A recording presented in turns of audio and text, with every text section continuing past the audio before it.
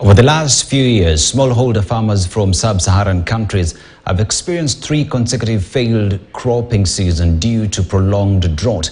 To mitigate these, some of the farmers have joined hands with the help of development partners such as the International Fund for Agricultural Development (IFAD) and county governments to practice irrigation farming that is now guaranteeing them open harvest at the end of the season. Philip Keitany with more.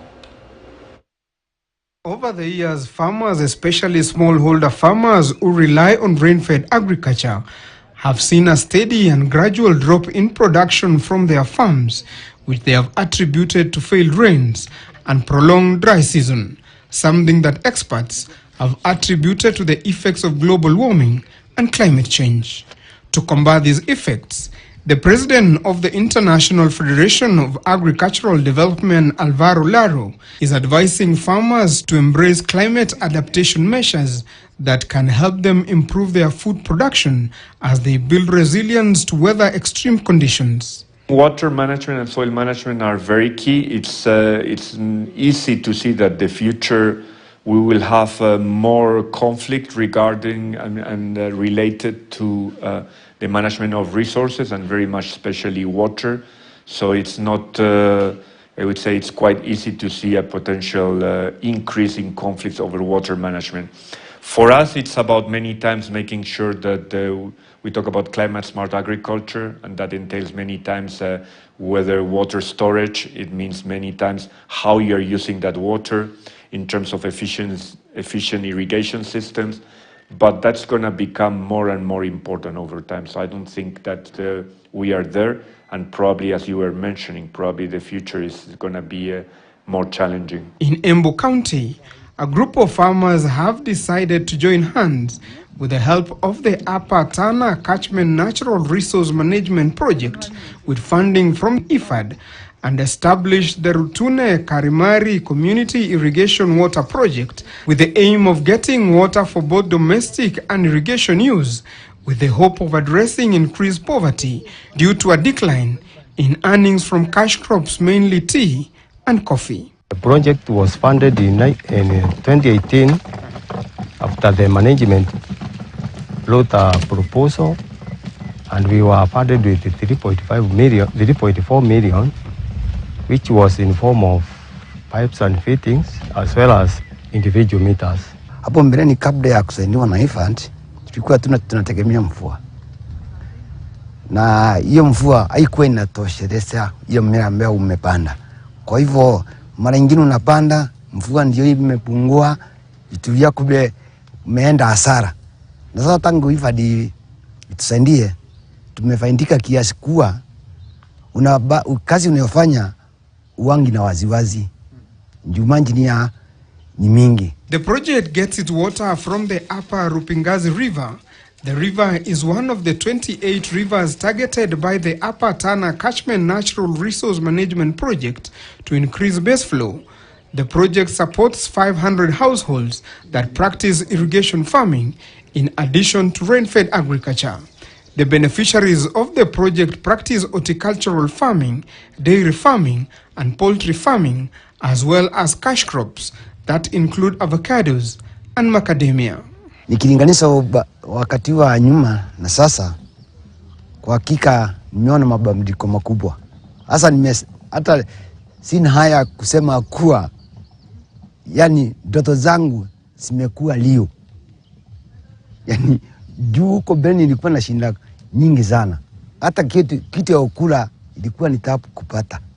Hata singependelea mtu kuniita mkulima wakati huu. Ni mkulima gani? Na chakula ni shinda, lakini kwa sana najivunia kuwa mkulima. Through this project, and everyone can be able to see for himself how the project has been able to change the lives of our people around here. We've just visited a farmer who is doing horticulture, very good vegetables, cabbage. He is doing avocado, macadamia, and others.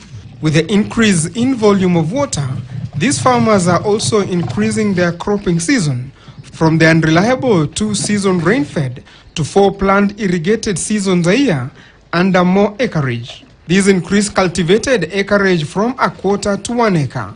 The farmers are currently majoring in 3 crops, which include French beans, kales and cabbages, and they are able to plan their cultivation for maximum returns.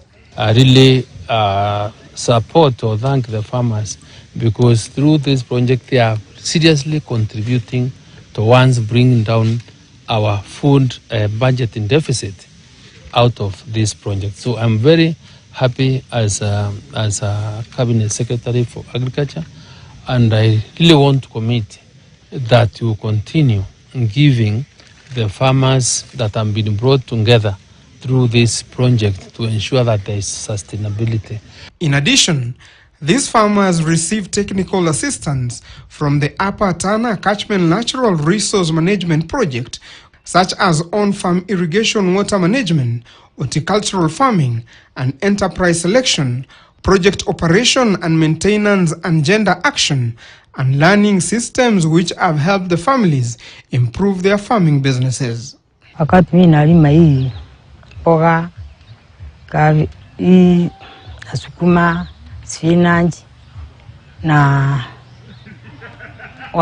potato, niliona pesa mingi. Hasa nyumbani kulichange. Ilikuwa na hii nyumba uliona hapo ndogo na watoto.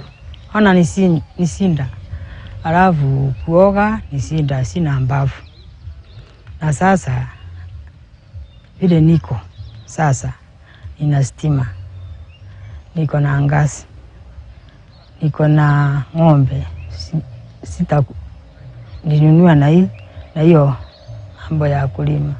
The projects have also benefited young people who are considered as the backbone of the Kenyan economy, and unlike their parents, these young people are practicing proper agribusiness with the main aim of maximizing profits and improving their living standards.